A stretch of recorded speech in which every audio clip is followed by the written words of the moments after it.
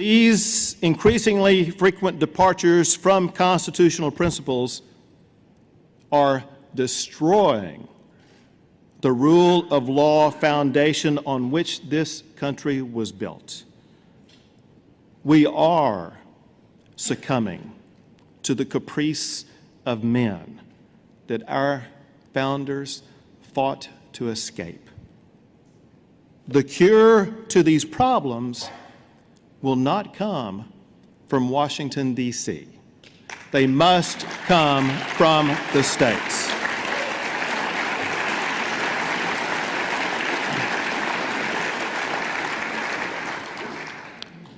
To begin that process, I am adding another item to the agenda for the next legislative session.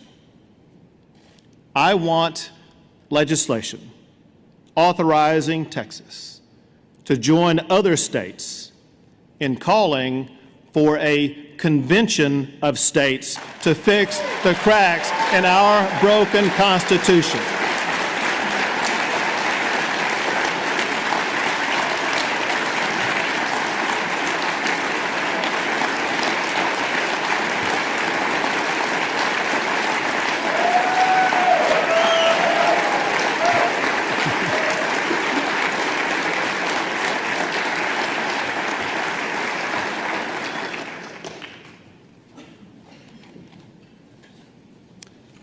This isn't something I thought up today.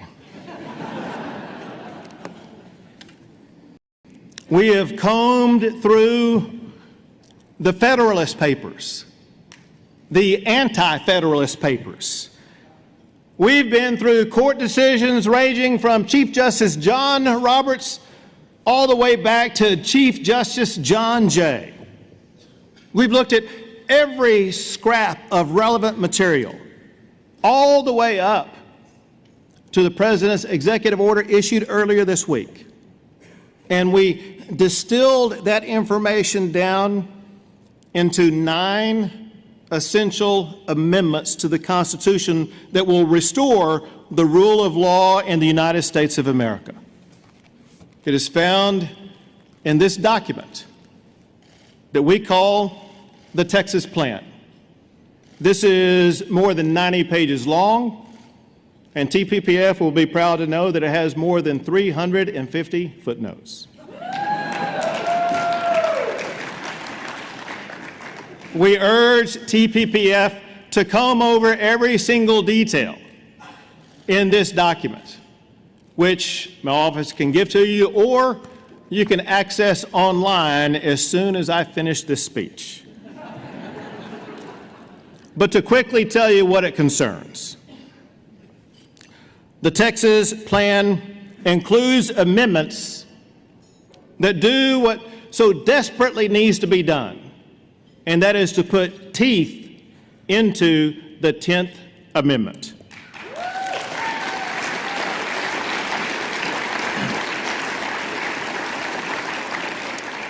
That is the best way to restore the states and the people as guardians of our Constitution. Most of you can quote the 10th Amendment. It says that power not delegated to the United States by the Constitution is reserved to the states or to the people.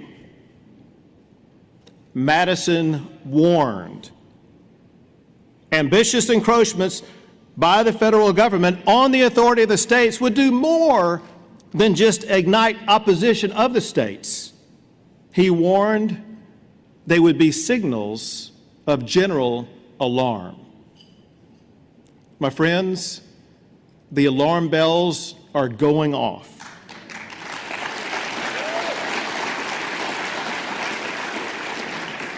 The federal government has repeatedly and egregiously asserted power that is not delegated to it under the Constitution, directly violating the 10th Amendment.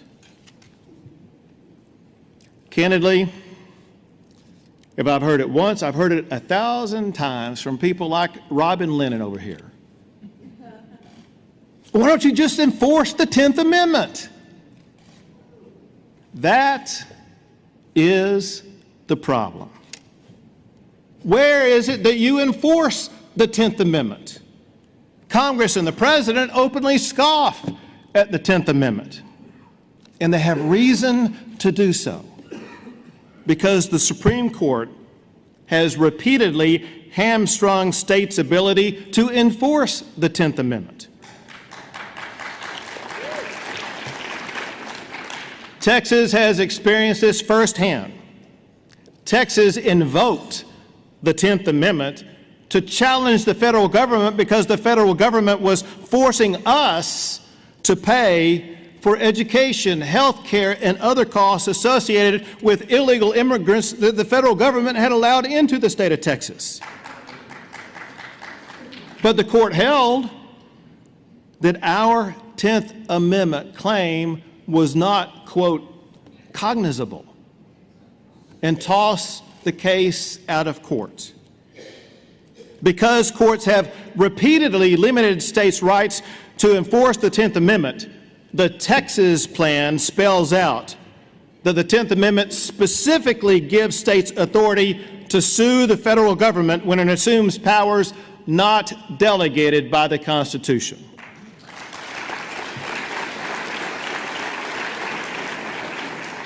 This gives states the check against federal overreach that was intended by the founders. Next, to restore the principles of federalism as it was intended by the founders, the Texas plan adopts what about 10 states have already voiced support for. It's called the Repeal Amendment. It would allow a 2/3 majority of states to override any federal law or regulation. That would wake up Washington, D.C.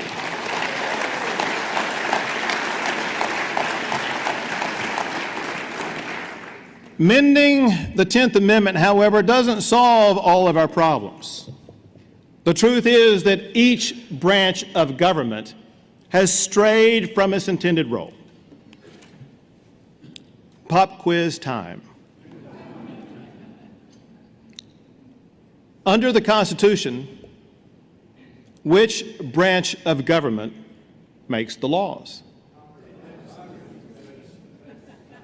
Yeah, you would think so. That you're right. That's what the Constitution says. The Constitution says that it is Congress that makes the laws. And there was a reason why the founders put that into the Constitution.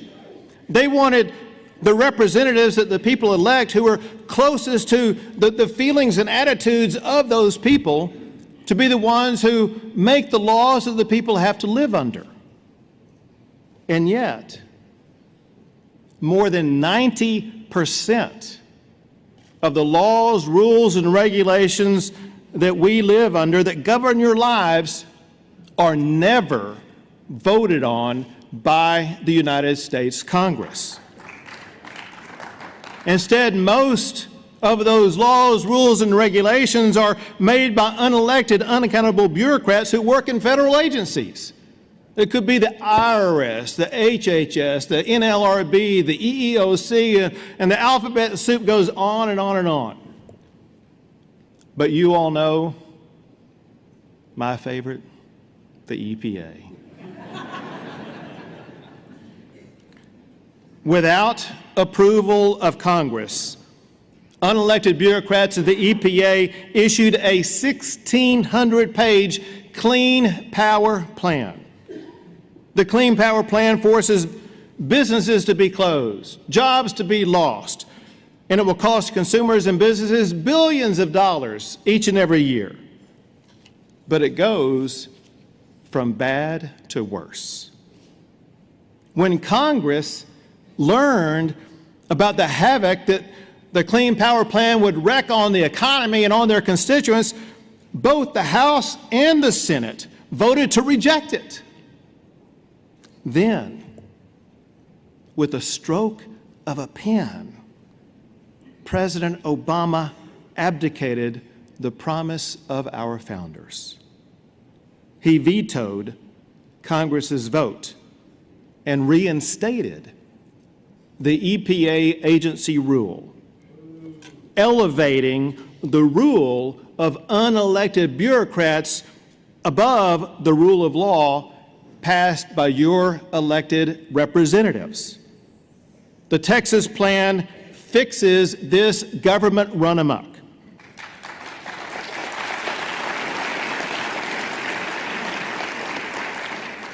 Under the Texas plan, administrative actions like the EPA's would have no binding legal force unless and until they are voted on and passed by the United States Congress members that you elect.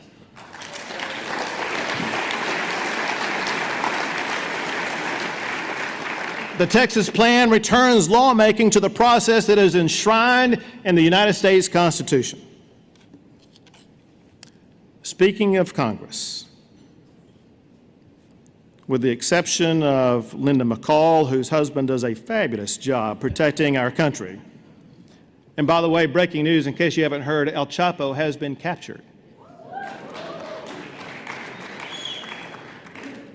But other than Chairman McCall, some of you might prefer to just jettison the entire branch of Congress and start all over again. Short of that, the Texas plan has two amendments that reign in Congress. The Commerce Clause is the single biggest cause of congressional overreach.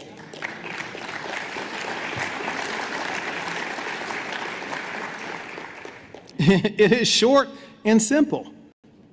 In plain English, it provides three things for Congress to do: to regulate trade with tribes, to regulate international commerce, and to regulate commerce among the states, meaning interstate commerce. But today, Congress grossly exceeds the Commerce Clause by regulating things and activities that are solely intrastate. The Texas Public Policy Foundation filed a lawsuit to enforce the genuine meaning of the Commerce Clause when it represented a Williamson County man affected by the Commerce Clause. He couldn't use his own private property the way that he wanted to because his property had a cave spider on it. Despite the fact that the spider exists only in Central Texas and will never cross state lines, because the spider is on the endangered species list, it is a crime to disturb that little spider. Congress used the Commerce Clause to create the Endangered Species Act. It's one of Congress's many abuses of the Commerce Clause. The only thing that should be endangered are the representatives who voted for that Endangered Species Act.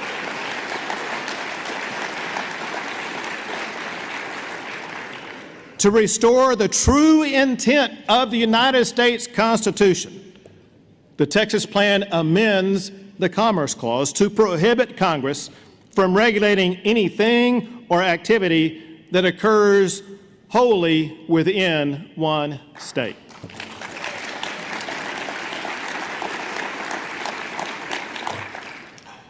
To rip off of Las Vegas, if it happens in Texas, it stays in Texas, and the federal government cannot touch it. Even more harmful to our future liberty is the unyielding appetite by Congress to spend your money.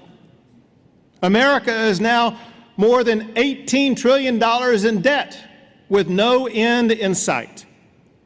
Congress is unable to control itself, so the people must impose control.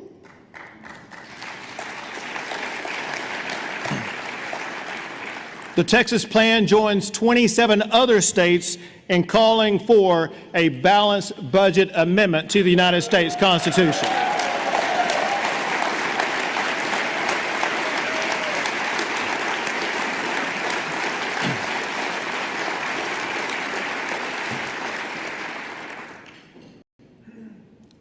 Pop quiz number 2.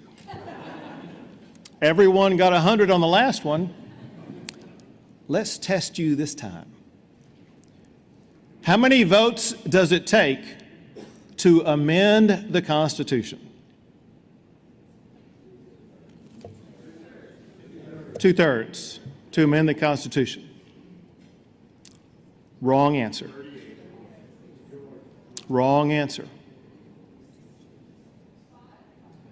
It takes only 5 votes of people who wear black robes to amend the Constitution.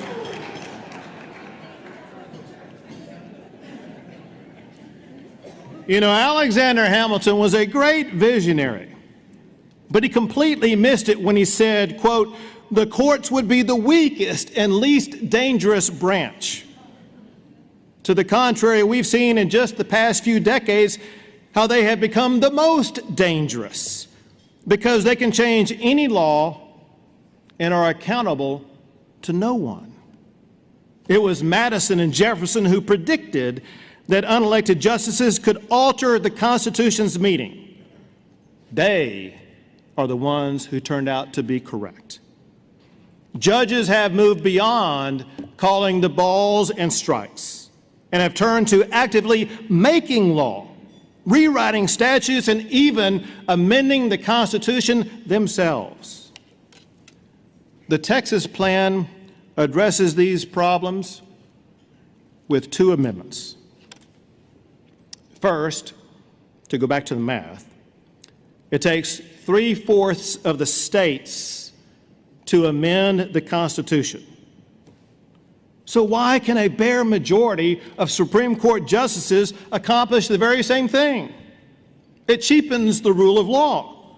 It circumvents the Constitution's amendment process. It allows 5 justices to overturn constitutional precedents and to invalidate legislation.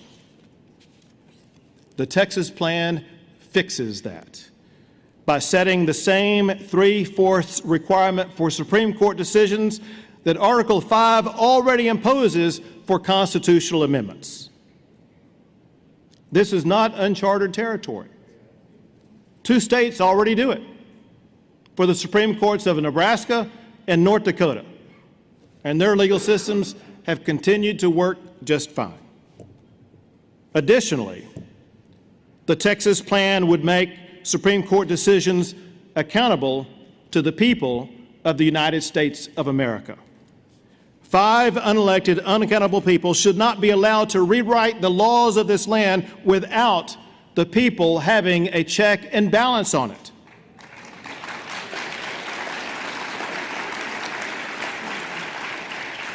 The Texas plan allows a 2/3 majority of the states to override a Supreme Court decision.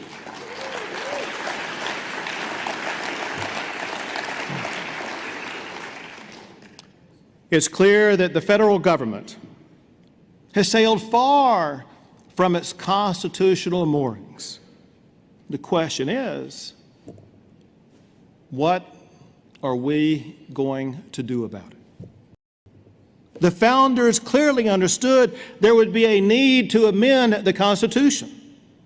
They not only anticipated the need, importantly, they made clear that it was the states and their citizens who should play a pivotal role in amending the Constitution. So they put it into Article 5 of the Constitution. Article 5 sets out the process for amending it. 2/3 of the state legislatures can call for a constitutional convention to propose amendments. And no amendment would ever become effective until ratified by 3/4 of the states. For those of you math wizards who've already done the calculation, that means that it takes 34 states to call for a convention and 38 states to pass an amendment. Until just recently, we were just a few states short of calling for a convention for a balanced budget amendment. When the Texas plan passes, Texas will join other states like Florida, Georgia, Alabama, and Alaska, and some others calling for a broader convention. Well, let me close with this. after the Constitutional Convention concluded in 1787. Ben Franklin was asked by a bystander, "Well, doctor, what have we got? A republic or a monarchy?" Franklin replied, "A republic, if you can keep it."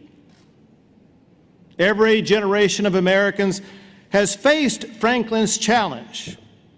Do we have the will to keep our republic? 2 centuries after Franklin spoke those words, Ronald Reagan added more to Franklin's point. He said, and you know this, freedom is never more than 1 generation away from extinction. We didn't pass it to our children in the bloodstream. It must be fought for, protected, and handed on for them to do the same. These principles apply with equal force today.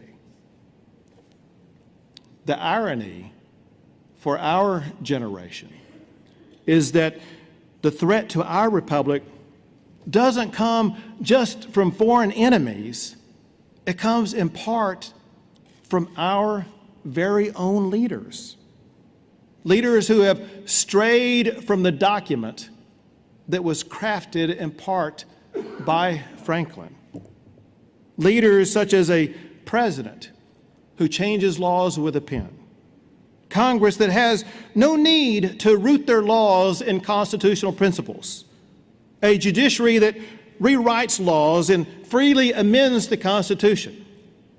Imagine if, when that bystander approached Franklin and told Franklin that the Constitution authorized Congress to regulate a spider on his own private property, and then ask him, what kind of government do we have, a republic or a monarchy? He would say, we've got disaster. Imagine if Alexander Hamilton was told that the Constitution that he wrote allows 5 Supreme Court justices to amend it at will. He would say it would be far better to not have a Constitution at all rather than to misrepresent to the people what the Constitution stands for. The good news is that Franklin knew if the 3 branches of government strayed, there was a 4th group to rein them in. And they identified that 4th group in the first 3 words of the United States Constitution that says, "We the people."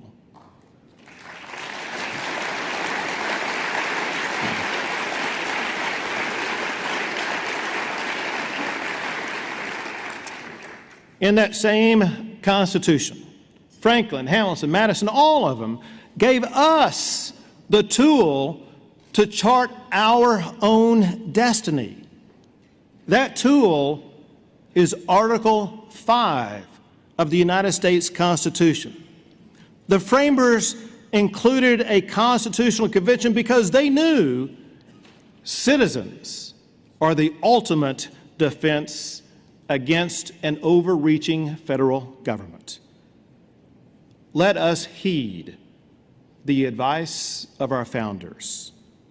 If we are going to keep the republic that Franklin said we got, if we are going to fight for, protect, and hand on to the next generation the freedom that Reagan spoke of, then we, the people, have to take the lead to restore the rule of law in the United States of America. Let's do it here in Texas. Thank you. God bless you all. God bless Texas.